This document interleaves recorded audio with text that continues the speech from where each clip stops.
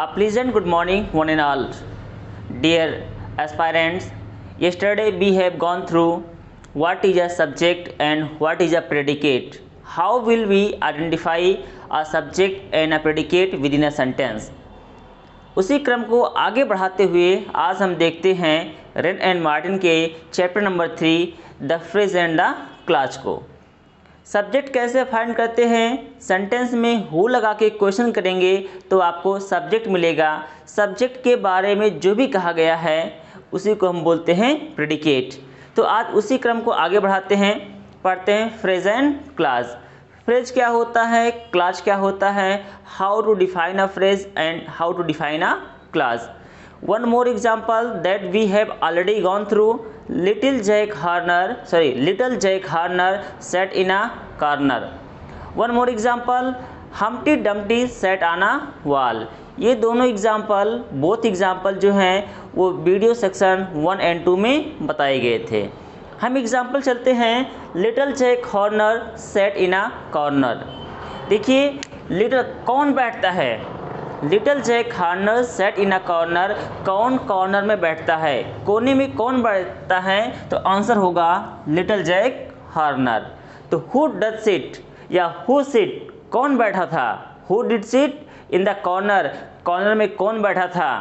जवाब आ जाएगा little Jack Horner. तो लिटिल जैक हॉर्नर क्या मिल गया आपको? सब्जेक्ट हो गया।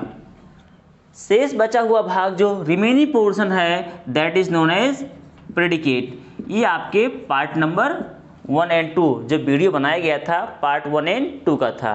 तो पार्ट 3 में अब देखिए little Jack Horner sat in a corner. अगर हम ये कह देते हैं कि जो लास्ट के 3 वर्ड्स दिए गए हैं, लास्ट के 3 वर्ड दिए गए हैं इन अ कॉर्नर, इसका क्या मतलब हुआ? इन अ कॉर्नर मीन्स कोने में, एक कोने में बैठे हुए हैं। अभी बैठे हुए हैं इस शब्द को मैंने हटा दिया, केवल क्या आया? इन अ कॉर्नर, मतलब कोने में। कोने में कुछ भी चीज़ हो सकती है, कोई चीज़ रखी हो सकती है, हो सकता है कोई बैठा हुआ हो सकता है, लेकिन सेंस कंप्लीट नहीं हो रहा है। देखिए अगर हम सेंटेंस के जो पहले वाले भाग में है लिटिल जैक हॉर्नर सेट, इस वाले भाग को हटा दे, केवल बात करते हैं इस वाले पार्ट की इन अ कॉर्नर। तो इन अ कॉर्नर मतलब कोने में, अर्थ दे रहा है कोने में, लेकिन कंप्लीट सेंस नहीं दे रहा है। ठीक इसी प्रकार से कुछ और एग्जाम्पल कर लेते हैं। जैसे एक आपका है the sun rise in the east, the sun rise in the east, सूर्य पूर्व दिशा में उदित होता है या सूर्योदय पूर्व दिशा में होता है। The sun rise in the east, last में जो 3 वर्ड्स आ रहे हैं in the east, in the east मतलब पूर्व दिशा में। तो पूर्व दिशा, इन द ईस्ट पूर्व दिशा में, लेकिन पूर्व दिशा में क्या हो रहा है इस वाले पार्ट से कंफर्म नहीं हो रहा है। मतलब ये सेंस दे रहा है पूर्व दिशा में, पहले वाले इन अ कॉर्नर ये सेंस दे रहा है। इसी को हम लोग कहते हैं फ्रेज, इसी वाले पार्ट को हम लोग बोलते हैं phrase. Phrase means a group of words. देखिए 1 2 3 वर्ड्स, 1 2 3 वर्ड्स। तो फ्रेज क्या है? ग्रुप ऑफ वर्ड्स हैं। ये सेंस देते हैं, बताते हैं अर्थ, लेकिन कंप्लीट सेंस नहीं देते हैं। कंप्लीट सेंस क्या हो जाएगा? The sun rise in the east, सूर्य पूर्व दिशा में निकलता है। जब पूरे वाक्य को हम पढ़ेंगे तो हमको कंप्लीट सेंस देगा, लेकिन जब केवल इतना कहेंगे कि इन द ईस्ट तो सेंस दे रहा लेकिन कंप्लीट नहीं दे रहा है, इसी को कहते हैं फ्रेज। तो फ्रेज क्या हुआ? A group of words that give sense but not complete. तो फ्रेज क्या हो गया? A group of word that make sense but not complete sense, इसको हम लोग बोलते हैं फ्रेज। अच्छा कैसे हम कह सकते हैं कि सर यही इतने फ्रेज हैं? कुछ और भी एग्जाम्पल दे दीजिए तो अच्छा होगा। तो एक अगला एग्जाम्पल है, एक दूसरा एग्जाम्पल मैं लिख रहा हूं। It was a sunset of great beauty, it was a sunset of great beauty, it was a sunset, सूर्यास्त का समय हो रहा था और कहा जा रहा था कि आकाश बड़ा सुंदर दिख रहा था। आसमान उस समय सुंदर दिख रहा था। कैसा था? Of great beauty. Of great सौंदर्य से भरपूर था। लेकिन क्या भरपूर था? जहाँ पर अर्थ क्लियर नहीं हो रहा है, इसी को कहेंगे हम लोग फ्रेज कहेंगे। या दूसरा एग्जाम्पल कर सकते हैं, the top of the mountains were covered with snow. The top of the mountain. याद रखिएगा, टॉप का मतलब होता है चोटी या शिखर होता है। तो top of the mountains were covered. Mountains की जो चोटियाँ थी वो ढकी हुई थी। किससे ढकी हुई थी? With snow. अब यहाँ देखिएगा, सेंटेंस थोड़ा बड़ा हो गया है पहले के कंपैरिजन में। The top of the mountain, पर्वत की चोटियाँ, वर थी, कवर ढकी हुई, विद स्नो, बर्फ से। हम इसको ऐसे भी कह सकते हैं, the top were covered with snow. चोटियाँ ढकी हुई थी बर्फ से। हम पहले वाले पार्ट को देखते हैं। टॉप मीन्स चोटियाँ जो शिखर हैं, वर कवर्ड वो ढके हुए थे। किससे ढके हुए थे? स्नो, बर्फ से ढके हुए थे। अब यहाँ पर फ्रेज क्या मिल गया? ऑफ द माउंटेन्स, पर्वतों के। पर्वतों के क्या? आखिर क्या चीज़ पर्वतों की है? पर्वतों की चोटियाँ ढकी हुई थी। तो यहाँ पर ऑफ द माउंटेन्स, पर्वतों की, यहाँ पर अर्थ दे रहा है लेकिन सेंस पूरा कंप्लीट नहीं है। आपको समझ में आ रहा होगा फ्रेज क्या हुआ? अ ग्रुप ऑफ वर्ड्स, शब्दों का एक समूह है जो सेंस तो देता है लेकिन कंप्लीट सेंस नहीं देता है। इसको हम लोग बोल देते हैं फ्रेज। एक दो एग्जाम्पल हम और देखते हैं और जानने का प्रयास करते हैं कि कैसे हो सकता है। तो देयर केम अ जायंट, एक और एग्जाम्पल जो रेन एंड मार्टिन बुक से ही है। There came a giant to my door. मैं इसको यहाँ लिखता हूँ, एग्जाम्पल हो जाएगा, देयर केम अ जायंट। और जायंट कहाँ पर आता है? To my door. एक दैत्याकार, देयर केम अ जायंट, एक दैत्य आता है। दैत्य का मतलब एक दैत्याकार मनुष्य हो सकता है या जानवर हो सकता है। देयर केम अ जायंट कहाँ आता है? To my door. अगर आपसे ये कहा जाए टू माई डोर का क्या मतलब हुआ, आप कहेंगे दरवाजे पर। दरवाजे पर क्या हो रहा है? ये सेंस नहीं दे रहा, इतना कह रहा है कि दरवाजे पर। दरवाजे पर कौन आता है? अ जाइंट, एक जाइंट आता है। लेकिन इस वाले वाक्य, इस वाले पार्ट में देखिए, टू माई डोर, मेरे दरवाजे पर। तो ये क्या हो गया आपका? अ ग्रुप ऑफ वर्ड्स हुआ। ये शब्दों का समूह है, सेंस दे रहा है लेकिन कंप्लीट सेंस नहीं दे रहा है। इसी को हम लोग कहते थे फ्रेज। सिंपल सा एग्जाम्पल जो हम लोग पहले पढ़ चुके हैं वो था आपका Humpty Dumpty sat on a wall. Humpty Dumpty sat on a wall. तो Humpty Dumpty sat on a wall, अगर हम लास्ट वाले देखिएगा इसमें लिखा है ऑन अ वॉल, दीवार पर। हम्टी डम्टी को बताया जा रहा है कहाँ पर हैं। सिंपल सा एग्जाम्पल आंसर हो गया ऑन अ वॉल। तो ऑन अ वॉल क्या हुआ? एक फ्रेज हुआ। इसका अर्थ तो हो रहा है दीवार पर, लेकिन दीवार पर क्या हो रहा है यह सेंस नहीं दे रहा है। सेंस है लेकिन कंप्लीट नहीं है, इसे बोलेंगे फ्रेज।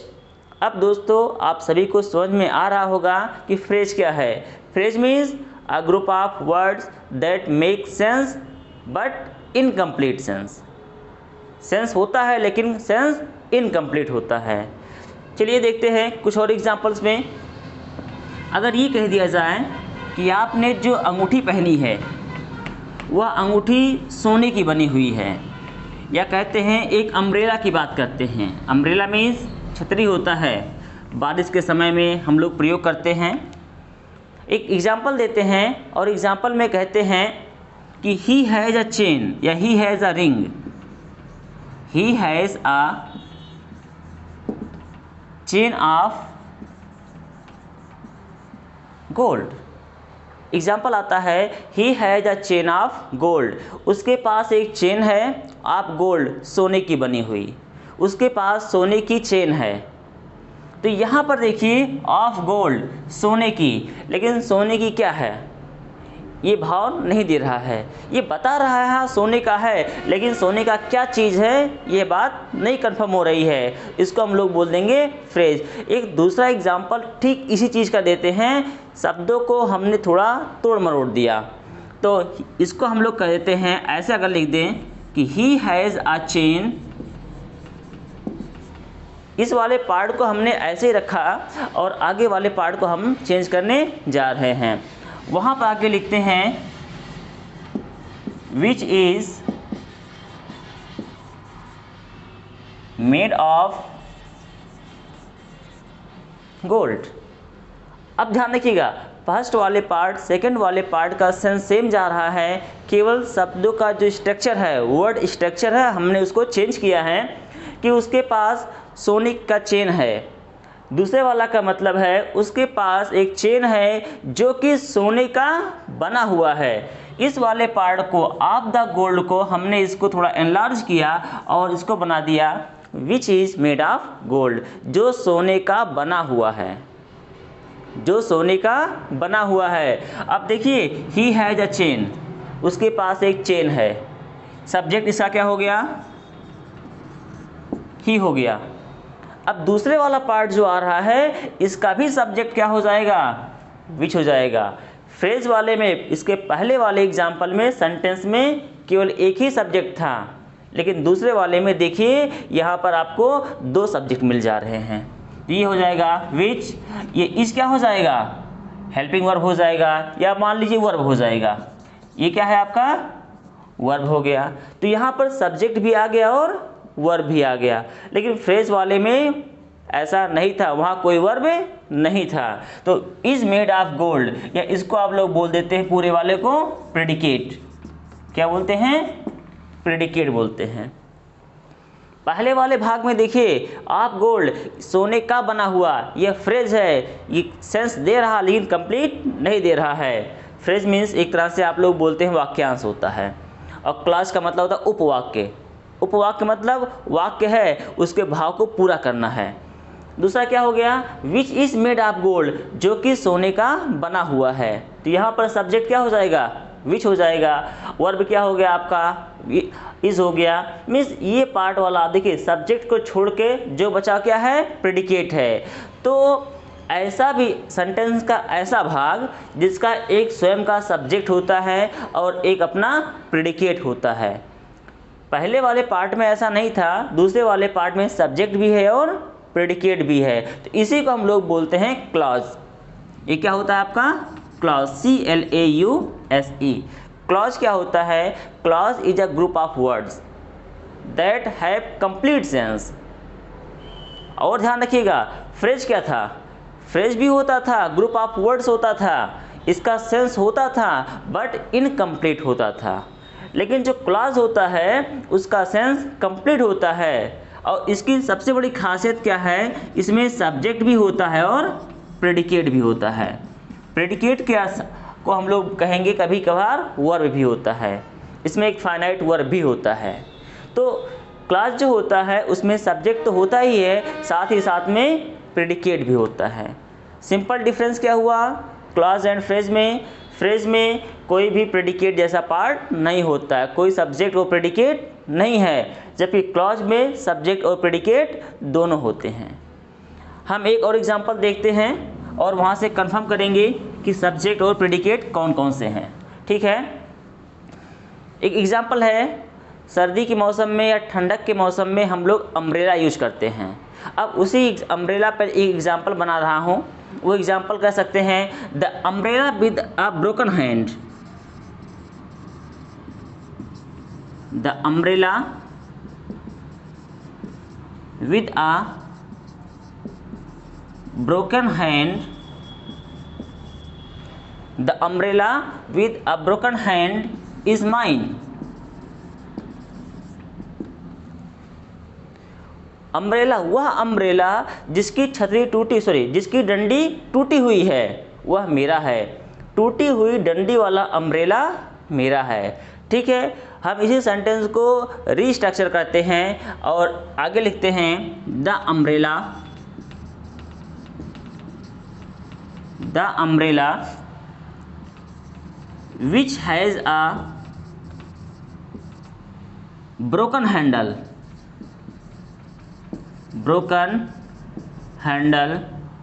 is mine।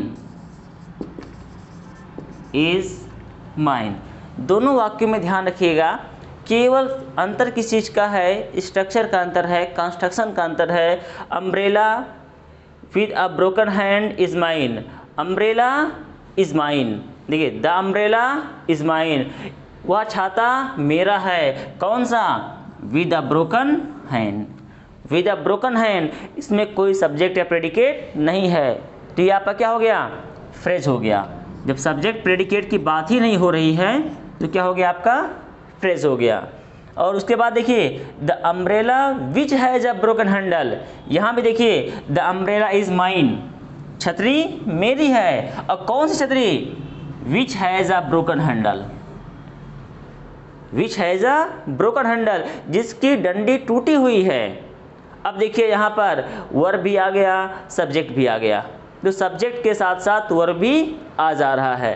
पहले वाले में विशेषता बतलाई जा रही है, किसकी विशेषता? अम्ब्रेला की। या दूसरे वाले को ही ध्यान रख लीजिए, with a broken handle, handle किसकी टूटी हुई है? देख लीजिए, अम्ब्रेला का। अम्ब्रेला का डंडी टूटी हुई है, इसीलिए हम लोग कहते हैं कि विशेषता बतलाई जा रही है अम्ब्रेला की। इसलिए एक वर्ड आता है, इसको बोलेंगे एडजेक्टिव फ्रेज। अभी पढ़ेंगे क्या होता है। तो विच अ ब्रोकन हैंडल, देखिए ये हो गया आपका प्रेडिकेट, और फर्स्ट वाला पार्ट क्या हो गया आपका? सब्जेक्ट। तो सब्जेक्ट और प्रेडिकेट दोनों आ गए, तो उसको क्या बोलेंगे हम लोग? क्लास बोलेंगे। With a broken handle, which has a broken handle, टूटी हुई डंडी, जिसकी डंडी टूटी हुई है। यह आपका क्या बन गया? क्लास हो गया।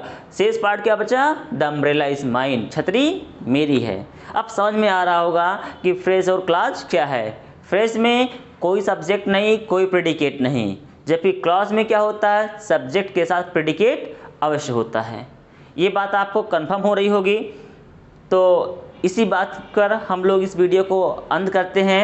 अब हम लोग एक नए वीडियो में मिलेंगे अगले वाले टॉपिक पर, जो पार्ट्स ऑफ